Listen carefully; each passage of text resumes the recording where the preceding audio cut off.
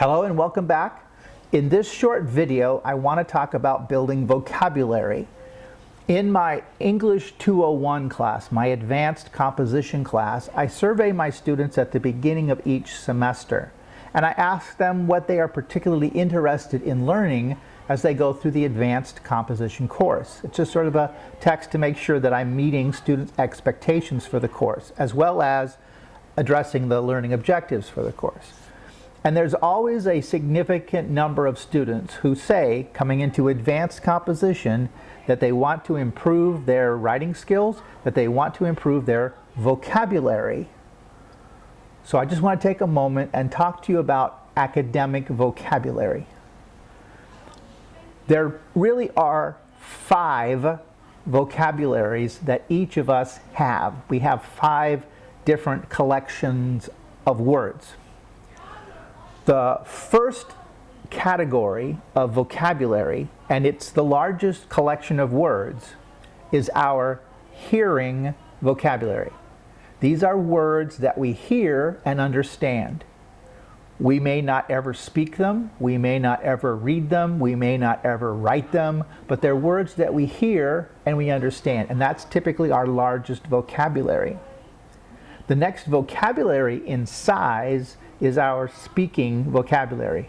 These are words that we know, these are words we will hear and understand, but they are also words that we use when we're speaking in oral communication.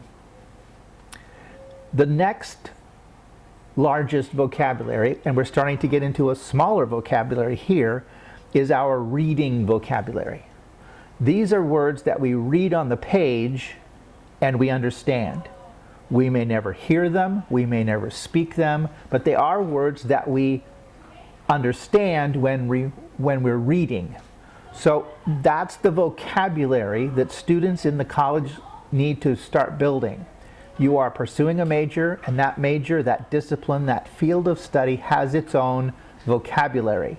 And you want to be able to read and understand those words as you move through your major, to the bachelor's degree, and even onto a master's degree. The reading vocabulary.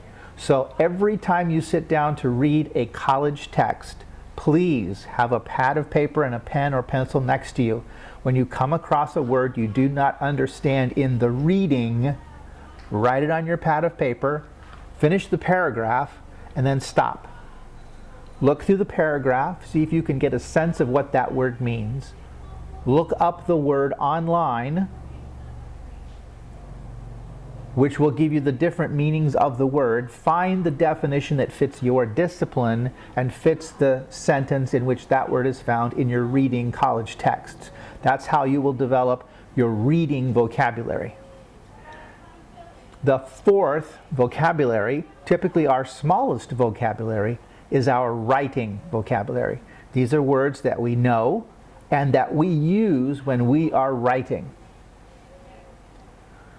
I was reading the other day a book and I came across the word cupidity.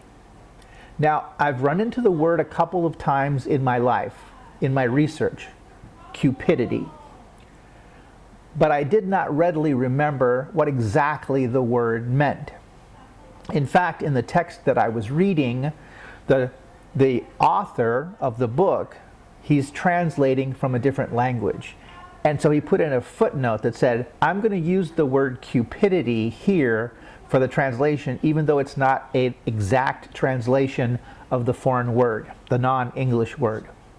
So he took time to clarify, and then I took additional steps to make sure I understood cupidity and the sense of the word that this particular translator author is using it. That's the writing vocabulary. I don't use cupidity in my own writing, but it's part of my reading vocabulary, even though it's not part of my writing vocabulary. The fifth category of vocabulary is what researchers have called our potential vocabulary.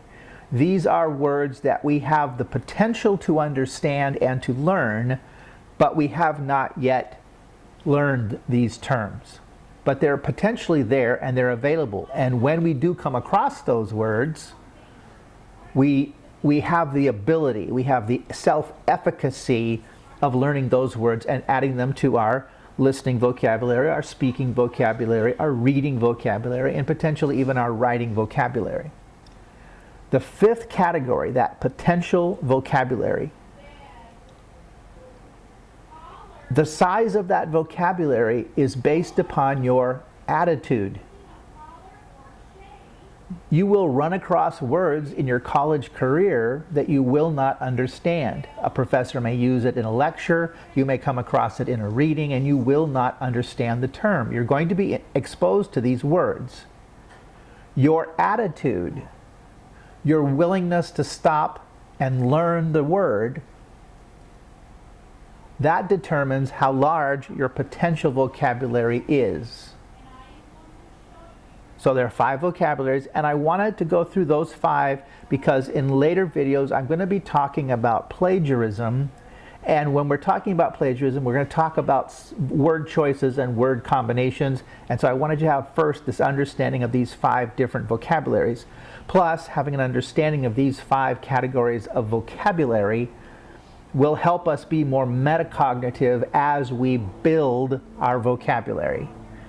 And so then, when you get into the advanced composition class, you won't need to take my composition class to build your vocabulary, because you will already know how to build your vocabulary.